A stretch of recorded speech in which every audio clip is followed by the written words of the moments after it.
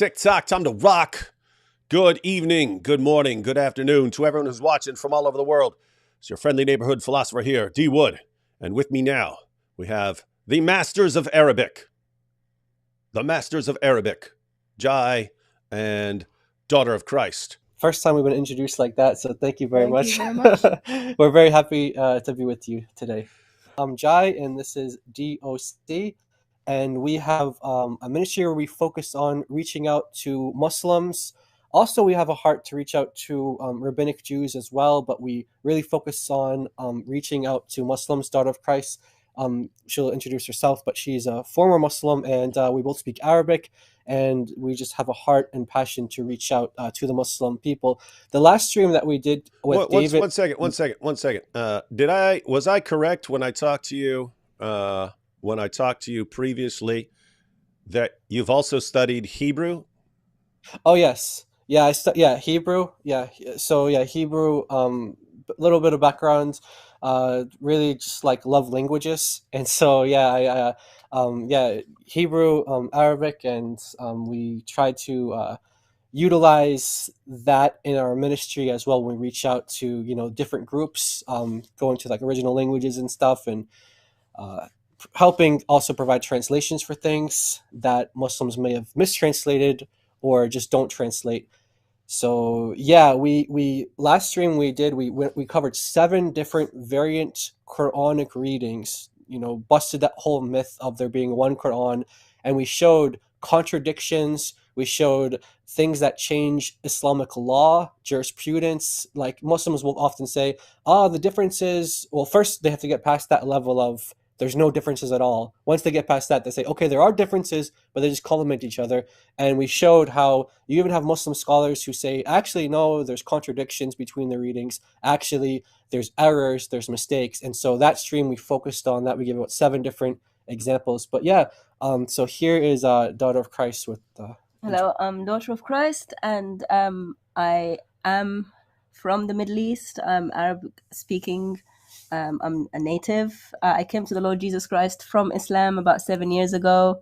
I had my schooling split between the West and the Middle East. So I am fluent in Arabic and English. I worked with Sister Hatun on Hadithia Ministries, translating Arabic sources for a few years. And I have Sister Hatun's testimony that those translations were never even once opposed by Muslims or challenged by Muslims ever.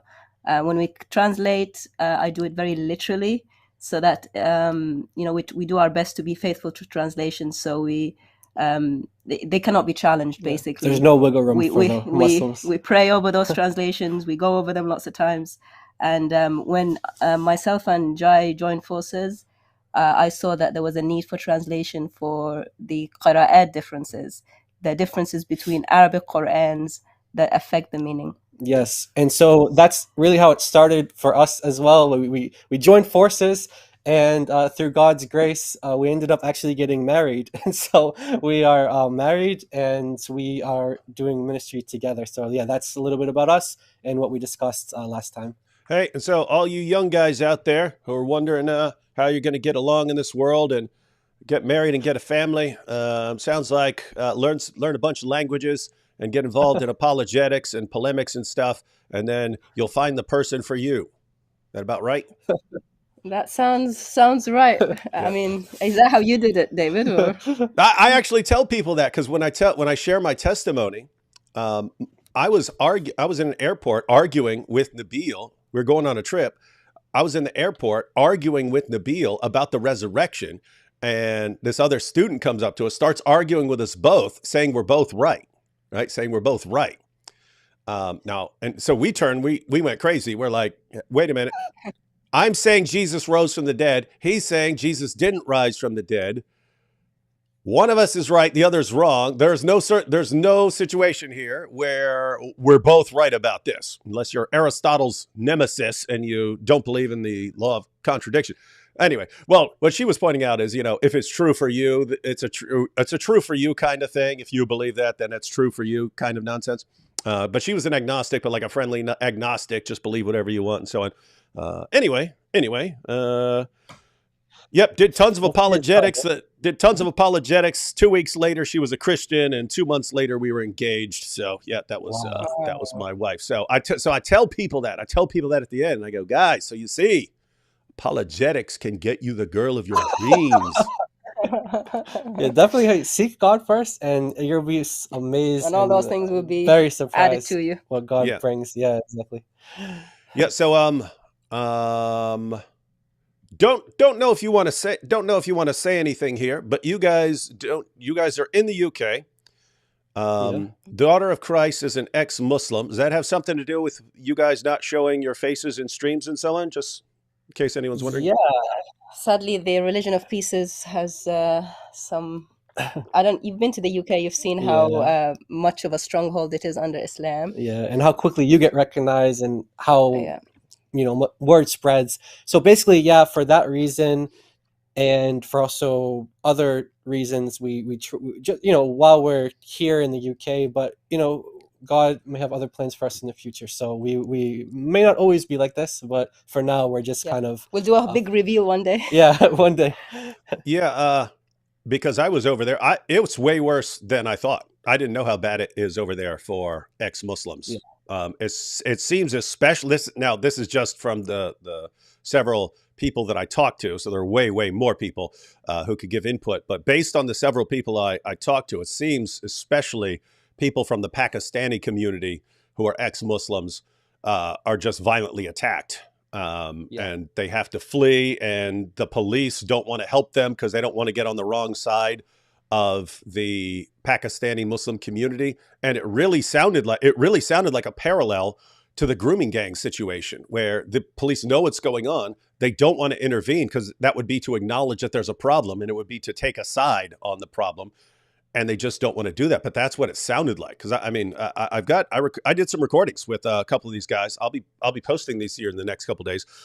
But it's bad. It's like, I'm in the U.S. It would be unheard of. It would be unheard of in the U.S. for police to be putting up with what they're putting up with from Muslims persecuting ex-Muslims right there in the UK. So that's it.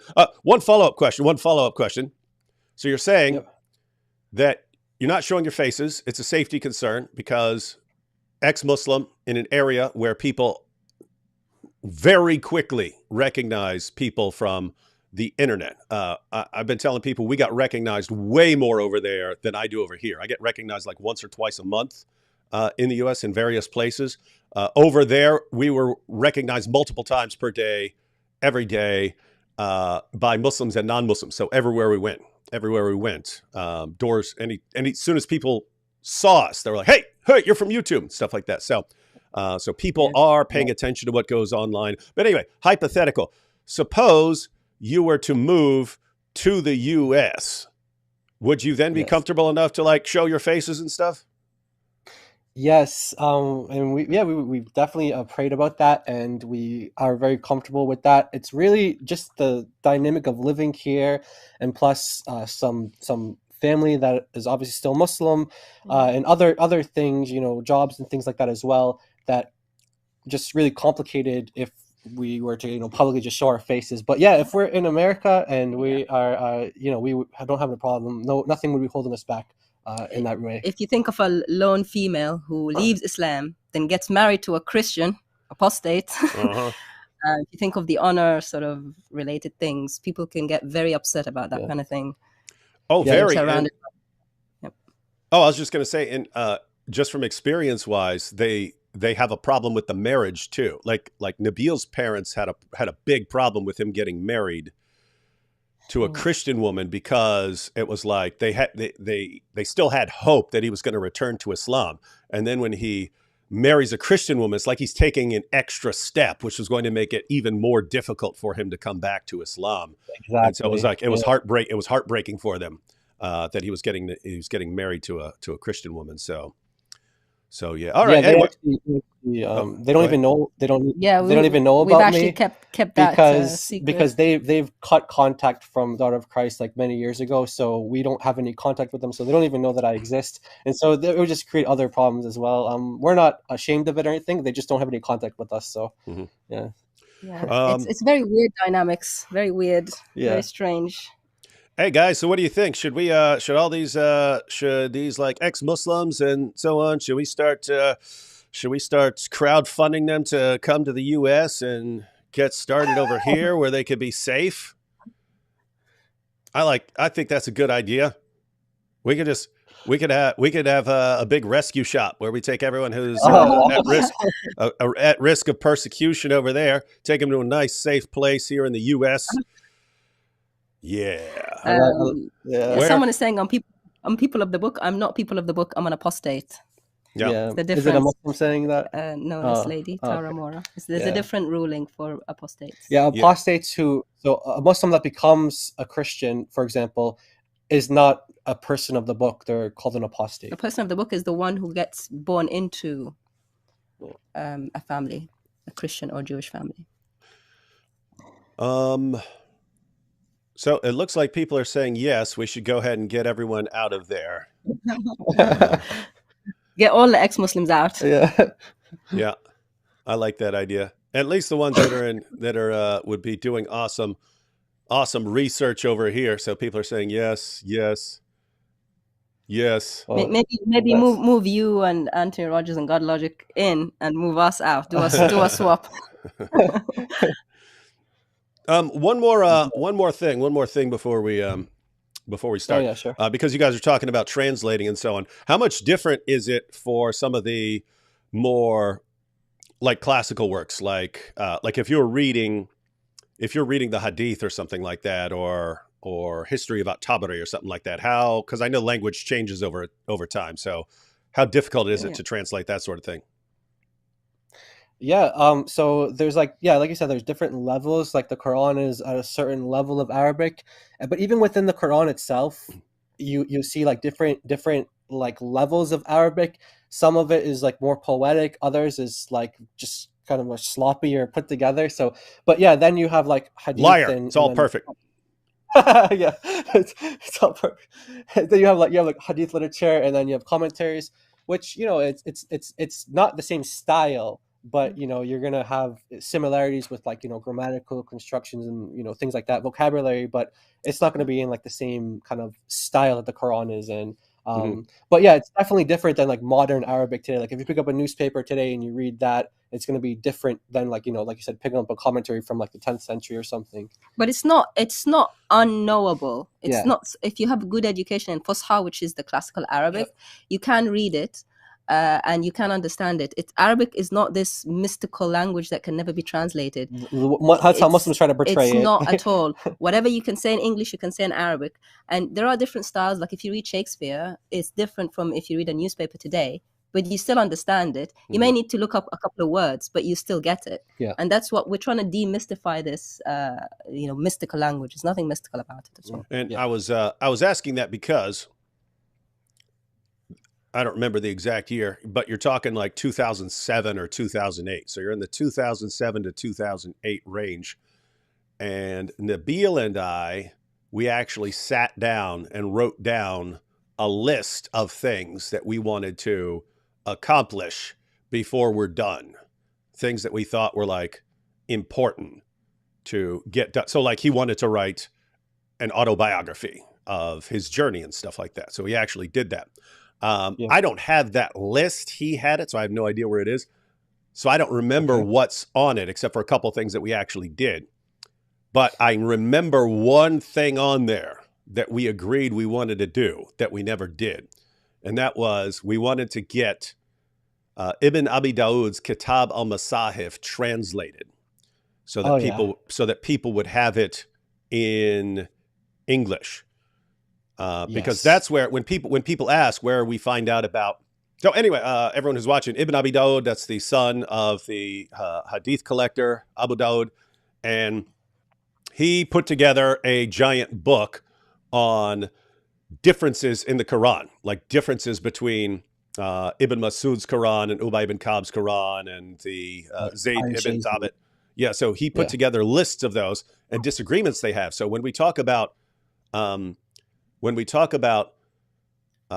Masud having 111 chapters in his Quran and Ubay having 116 and Zayd putting 114 in his, that comes from Ibn Abi Dawud's Kitab al-Masahif. And so Yeah. that's one thing, since it's just loaded with Quran differences. It's one more like nail in the coffin of this perfect preservation myth, and shows just how sloppy the early process was. Anyway, guys, is that something where a team could be assembled to translate that at some point, and then we just and then we put it out? Yeah.